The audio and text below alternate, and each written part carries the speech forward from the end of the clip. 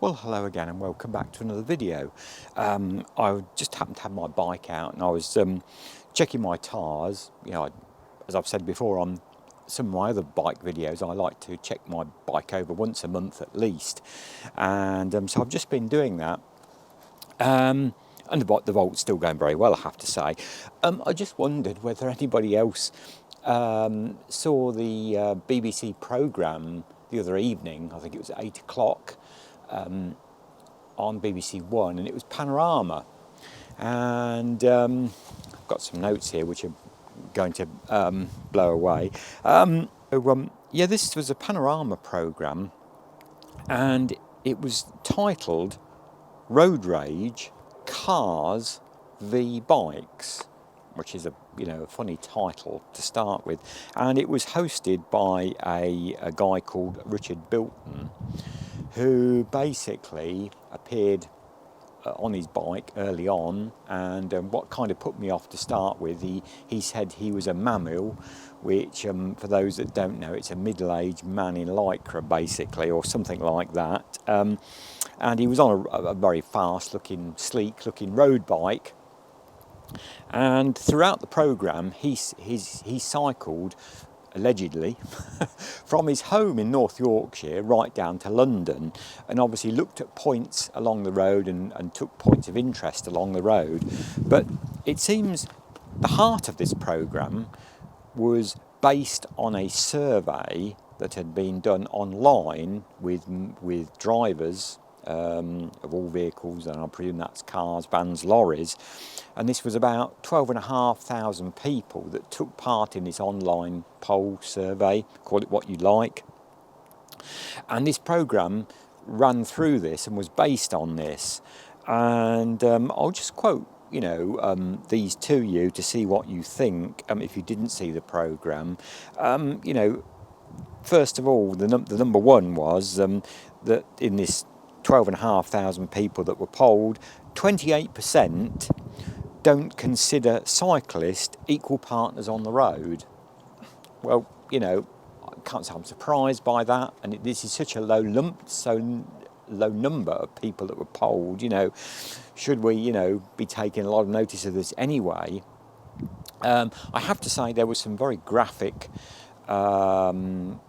video of people being involved or being knocked off bikes in this programme. Hammering home the point of, how dangerous the roads can be to cyclists.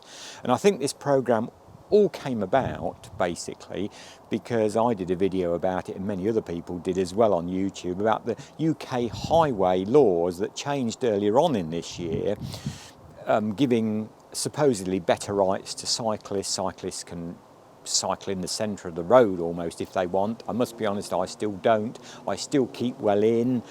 I just thought the whole demeanour of the programme was a bit pointless, and just basically inciting more anger between, shall we say, motorised road users and cyclists. And we should be trying to get some more tolerance and harmony. And as I've said in other videos, I realise there are many, many bad cyclists out there that jump red lights, that cut, going up one-way streets the wrong way, cycle on the pavements, cut junctions, cut roundabouts, do all sorts of dangerous things. And I quite agree with everybody, or motorists on this, that if cyclists are doing this, then they should be penalised by the law, for breaking the highway code as it's laid down. And likewise, there are, a number of bad drivers out there. And I think the one thing I did take away from this Panorama programme, very sadly, he interviewed the two widows of two guys that were killed on bikes while out there on road bikes. One evening they were killed near High Wycombe, if my memory runs rightly on this. And what you do take away, if I take anything from this programme, on the roads today, if you just look away while driving a vehicle, it's 100% concentration, and just a lapse in concentration can be catastrophic. Modern cars are so quick, so quiet. You're encapsulated in that, wonderful, modern shell with all the airbags and what have you, and modern cars are so quiet, and so obviously, but I think all cyclists know and are pretty much aware of the dangers on the road. 2 cyclists a week are killed, up to 300 people are injured on the roads on cycles each week. So, you have to weigh the pros and cons for yourself on that one. But this programme to me just seemed to incite more hatred between other road vehicle users and cyclists to me, particularly guys in Lycra on fast road bikes. But there we go. The second point that was raised from this online poll was it said 33% of cyclists shouldn't be on the road at all. That was other motor vehicle drivers. So there you go. Well, no surprise there again, I suppose. And then the third question that was asked, and 25% of the 12,500 people polled said they have knowingly driven too close to cyclists. Well, I think we've all suffered from that, and I think sadly that can be just the volume of traffic on the road, and people today are in so much of a hurry to get nowhere. Basically, I've had people race past on double white lines and cut you up, and there again, I'm not blaming drivers for that. It's the speed and the pace of the roads today. I think there again, a statistic that was mentioned in this programme, that up to 2/3 of the adult population in the UK think the roads are too dangerous now to cycle on with the volume of traffic, which there again is probably a very valid point. And the fourth question was, there again, this online survey poll, 33% that were polled of this 12,500 people thought that too much money had been spent on improving roads for cyclists. Well, there again, when you look at the road bill over the last 10 years for improving the highways for all traffic users, that's about £12 billion. I think it's something like £2 billion has been earmarked over the next few years to improve cycling. I don't think all that money has been spent yet. But and this guy Roger Bilton, on his travel, he went through Leicester and had a look at what Leicester have been doing recycling. It was quite interesting, that part of the programme, I have to say. Leicester have made a lot of cycle paths. They put hire bikes in the city. But there again, being the BBC, he had to balance it up, and he had to go and talk to some market traders who think they've lost business because it's harder for people to get in and parking, and for them to get their vehicles and vans out because of the road changes and the cycle lane layouts, which there again is a fair argument. There's always somebody going to suffer. Our towns and cities were planned hundreds of years ago. We have to work with what we've got, and I mean, it was absolutely horrendous when he got to London. He had a look at some particularly bad cycling. Well, I think one was at Holborn, where several people, a young lady doctor, had been killed last year cycling on this junction. And I must be honest, I wouldn't cycle in London. It looks absolutely, there's a lot of people that do, and there was a lot of people that were, but I'm afraid even I wouldn't, now the age I am, I think I wouldn't do that. But as I coming on, the next sort of question in this poll to these people that were polled were that, and it's this old chestnut again, and I don't know when this will go away or when it'll die a death, but 54% polled said that cyclists should be displaying a registration plate. well, I've done a video about this, and it was very well, there were some great comments posted on that. And, and if you do post a comment, please keep it clean, and, and try and be fair to everybody, even if you have got a point. But, I'm all up for, taking responsibility. And if I did something to somebody's vehicle, I would own up and ask, can I pay for the repair damage and how much it would be, and I would stump up, no problem. I know everybody isn't like that, and not people don't bother.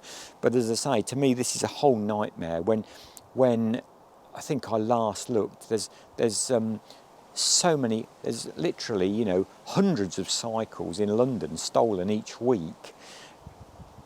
So how you would work this registration plate, because I can see loads of problems and issues if somebody steals a bike and then goes off and scrapes down the side of 3 or 4 expensive cars, say in London, and then the person that owns the bike is then dumped, and there's no CCTV footage of this happening. Is the person that owns this bike going to be liable, for the damage? I don't know. I suppose this leads on to the last item in this poll that these people were polled on, that 71% said that cyclists should have some form of insurance.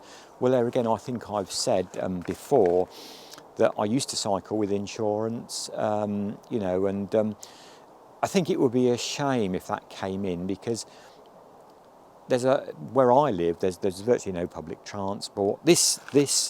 My bike is my car. I don't go off joyriding on this. I go to the post office, to the bank, to the shops, to appointments, everywhere on this. So I view this as my car. I'm not one of these. I might put some running tights on, but I don't really class that as full lycra. I'm not one of these mammals that go on a jaunt just for exercise. This is my form of transport. Not that makes that any difference, and I think it would be a shame if you brought compulsory insurance in, because what I'm getting at, there's a lot of teenagers who live around where I live that rely on cycles to get to meet their friends, to go off into the local town and do lots of other things like that, whereas that gives them a certain amount of independence, and if they had to start paying a registration insurance fee, that would probably stop them doing that. One very odd point, I'm going to try and speed this up a bit because I don't want this to drag on. One very odd thing about this programme, which, as I say, left me feeling, well, what was the whole point of this programme? It just seemed to inflame this divisiveness between, if that's a word, between, shall we say, motor vehicles and cyclists even more. And one very strange person they interviewed was a guy called Rod Liddell, who is a correspondent and who writes for the Sunday Times newspaper. Now, Rod Liddell is an fervent anti-cyclist. He absolutely hates cyclists. I know he lives in London, and as I've just said, cycling in London is a different ball game to where I am. But some of the things this guy has written about cyclists and what he would like to do with cyclists, I'm not even going to mention them because they are quite shocking in my view. We are all entitled to our opinions, and whatever you think about cyclists or cars, I think the only way eventually we are going to get a happy balance on the road is by being more tolerant to each other. Now, how you do that, I don't know, but I think it would have been nice to see a programme, trying to address this in a different kind of way, rather than this, if you want, this Roger Bilton and his rather hard-hitting approach that I thought didn't do anything or didn't achieve anything. It might have highlighted this issue to a few people that sat there watching this panorama, that, but I think everybody was aware of the situation and prior to this programme. So I didn't gain anything whatsoever. And I didn't think it did motor vehicle drivers any favours or cyclists any favours. And so you might say, what was the whole point of it? I'd love to get your comments. If you watch this, if you saw it, if you want to go to the iPlayer and have a look at it and watch it, I'd love to get your comments and the comments on the poll, what I've, put up on this, the poll of these 12,500 people and their thoughts, and you think, well, so what? That's a very small minority of the people that use the roads. So a very odd programme. A lot of people bang on about cycling is green as well. Well, I'm afraid that doesn't wear with me, because although I cycle, I think the bike I've got holding here is far from very green. I'm sure an awful lot of components on this bike were made in China, so they have been shipped via sea or by air freight at vast, mileages, which is crazy really. It's got a lithium battery pack on it. We are wrecking, parts of the world digging lithium up to make batteries. So how on earth, can you call this cycle green? It isn't. Far from it. The metal that makes bikes is all, taking carbon and energy to, make them. I suppose the really only green form of, travelling or getting anywhere is walking, basically, isn't it, at the end of the day? So that kind of makes me laugh when people say, oh, cycling is green and this, that and the other. No, it isn't. Certainly this e-bike isn't. Far from it. I'm afraid I'm a realist in this, and one has to. But I'm rambling now, as always. So, I thought this BBC programme was very poor. I think it could have been done in a far better light.